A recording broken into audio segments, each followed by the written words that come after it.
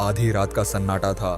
कमरे की लाइटें बंद थी, सिर्फ मोबाइल की रोशनी में उसका चेहरा चमक रहा था। आंखों में थकावट थी, लेकिन उंगलियां स्क्रॉल कर रही थी। मन बोल रहा था, बस एक वीडियो और फिर सो जाता हो। लेकिन सच्चाई क्या थी पता है? ये वही झूठ था जो हर रात उसके ब्रह्मचर्य को चुरा लेता, हर रात उसकी आत्मा को थोड़ा और खोखला कर देता। बाहर से हंसता हुआ, दोस्तों के बीच मजे करता, क्लास में बैठता लड़का अंदर से रोज मरता था। उसे खुद पर गुस्सा आता था, शर्म आती थी कि मैं जानता हूं यह आदत गलत है, फिर भी हर बार हार क्यों जाता हूं? क्या इतना कमजोर हो गया हो? और जवाब साफ था, हाँ, तू कमजोर हो गया है। अपने ही मन से हारा हुआ योद्धा बन गया है जो जंग लड़ ही नहीं रहा, सिर्फ सपनों में हीरो बन रहा है। असल जिंदगी में बिस्तर पर पड़ा मोबाइल पर गंदगी देख रहा है और सोच रहा है एक दिन बड़ा आदमी बनूंगा। पर कैसे? क्या गंदे वीडियो देखकर कोई बड़ा बनता है? देख अपने चेहरे को, तू 20 साल का है पर अंदर से 50 का थका हुआ बूढ़ा दिखता है। हड्डियां ढीली, आंखों में चमक गायब, खुद से नजरें नहीं मिला पाता, क्योंकि तू जानता है कि तू अपनी जिंदगी का दुश्मन खुद बन चुका है। एक बार कॉलेज में डांट पड़ी तो मन ने आराम मांगा, फोन निकाला और जैसे ही स्क्रॉल किया सीधा गंदगी में घुस गया। तेरे अंदर की वो आवाज चुप हो गई जो चिल्ला रही थी, रुक जा, ये तेरा रास्ता नहीं है। और फिर अचानक किसी ने कंधे पर हाथ रखा। तू चौंक गया, पीछे देखा तो प्रोफेसर खड़े थे। आंखें शर्म से झुक गई। उस पल ऐसा लगा जैसे धरती फट जाए। प्रोफेसर ने कहा, बेटा, ये सुख नहीं है, ये तो आत्मा को जलाने वाला जहर है। तू जिस मजे को आदत बना बैठा है वही तुझे हर दिन छोटा बना रहा है। और अगर जिंदगी में बड़ा करना है तो हल्की आदतें छोड़नी पड़ती है। लड़के ने कहा, सर, मुझे पता है मैं गलत हूं, पर रुक नहीं पाता। प्रोफेसर बोले, कुछ सेकंड की उत्तेजना के लिए खुद को जला रहे हो।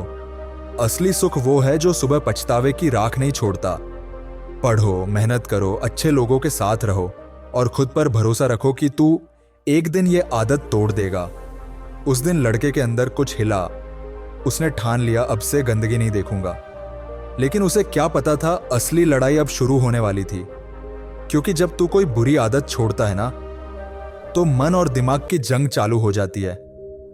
दिमाग बोलेगा उठ, आगे बढ़, पर मन चुपके से बोलेगा चलो एक रील देख लेते हैं। यही हुआ उस लड़के के साथ। 3 दिन तक वो फौलाद बना रहा, कोई गंदी चीज नहीं देखी, मन में आई तो ध्यान हटाया। लेकिन चौथे दिन सब्र का बांध टूटा।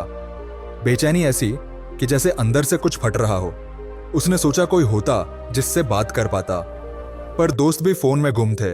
मन बोला चल 5 मिनट की रील देख ले, इससे कुछ नहीं होगा, बस 5 मिनट।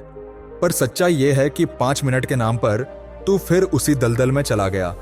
1 रील, 2 रील, 3 रील, और फिर वही गंदगी, वही उत्तेजना, वही शर्म, और फिर खुद से वही सवाल, क्या मैं कभी इस आदत से बाहर आ पाऊंगा? वो 3 दिन की मेहनत एक झटके में खत्म। फिर से गिल्ट, फिर से दुख, फिर से खुद से नफरत। फिर लड़के ने एक किताब पढ़ी ब्रह्मचर्य पर। उसमें लिखा था कि शरीर को थकाना जरूरी है, पसीना बहाओ, ऊर्जा को बाहर निकालो। लड़के ने दौड़ना शुरू किया, सुबह शाम पार्क जाने लगा। लेकिन 15 दिन बाद फिर एक मोड़ आया। वो पार्क में शांत बैठा था, 2 लड़के पास में गंदे वीडियो देख रहे थे। मन बोला देख क्या रहे हैं, लेकिन दिमाग चिल्लाया उठ जा यहां से। फिर वही बहाना, कंट्रोल तो कर लिया है, 10 मिनट में क्या ही बिगड़ेगा। लेकिन जैसे ही देखा उसी लहर में बह गया। फिर वही कहानी, फिर वही शर्म। अब तो लड़का खुद से डरने लगा था। उसे लगने लगा शायद मैं कभी नहीं बदल सकता। लेकिन अगली सुबह कुछ हुआ। लड़का दौड़ते दौड़ते थक गया और एक पेड़ के नीचे बैठा। वहां एक तेजस्वी योगी शांत बैठे थे। लड़का उन्हें देखता रहा। अचानक उन्होंने आंखें खोली और बोले, जो तेज तू मुझ में देख रहा है वो तेरे अंदर भी है, बस तूने खुद को भुला दिया है। लड़का बोला, स्वामी जी मैं छोड़ना चाहता हूं, पर जब भी कोई सुंदर लड़की देखता हूं तो मन भटक जाता है। क्या मेरे जैसा गंदा आदमी भी ब्रह्मचर्य रख सकता है? योगी मुस्कुराए और बोले, बेटा, वासना आत्मा को नहीं, शरीर को चाहिए, आत्मा को चाहिए। सच्चा प्रेम, और वो आता है संयम से। खारा पानी प्यास नहीं बुझाता, वैसे ही वासना की पूर्ति सिर्फ जलन छोड़ती है। तू बुरा नहीं है, बस अंधा हो गया है।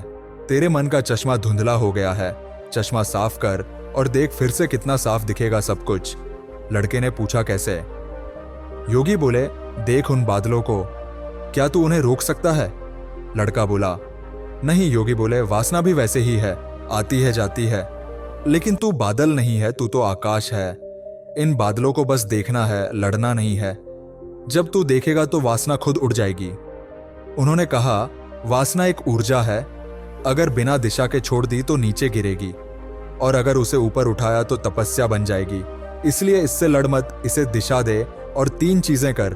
पहला, सुबह सूरज से पहले उठ, 50 सूर्य नमस्कार कर, शरीर को पसीने से तर कर दे। तू महसूस करेगा जैसे अंदर कुछ बदल रहा है।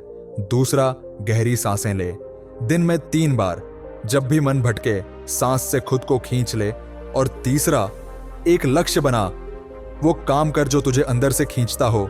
जिस दिन तू खाली बैठा, समझ ले तू फिर गिरेगा, लेकिन अगर ऊर्जा किसी लक्ष्य में लगी होगी तो तू सुरक्षित रहेगा।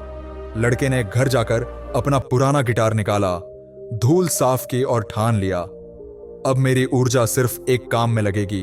हर बार जब भी मन विचलित होता, वो बैठ जाता, आंखें बंद करता और कहता, मैं वासना नहीं हूं, मैं ऊर्जा हूं, मैं अवेयरनेस हूं। और धीरे धीरे उसके मन का रिमोट उसी के हाथ में आने लगा। अब वो रिएक्ट नहीं करता, वो बस देखता और ऊर्जा को ऊपर खींचता। 2 महीने में उसका मोबाइल यूज घटकर 1 घंटा 35 मिनट हो गया। कॉलेज में उसने 200 पुशअप्स करके प्रतियोगिता जीती। वो जीत सिर्फ शरीर की नहीं थी, वो खुद पर की गई जीत थी। लड़के ने योगी को धन्यवाद कहा। योगी बोले, बेटा, ब्रह्मचर्य कोई ताले वाला दरवाजा नहीं है, ये एक कांच की खिड़की है। बाहर की दुनिया दिखेगी, लेकिन तू टिके रह, खुद पर अवेयर रह। इस ऊर्जा को रोकने की कोशिश मत कर, दिशा दे और फिर देख, ये वासना भी तब बनकर सोने जैसा चमकेगी। ब्रह्मचर्य सजा नहीं है, ये असली ताकत है, असली ऊर्जा है। और जिस दिन तू ये समझ गया, उस दिन से तू सिर्फ बचेगा नहीं, तू चमकेगा।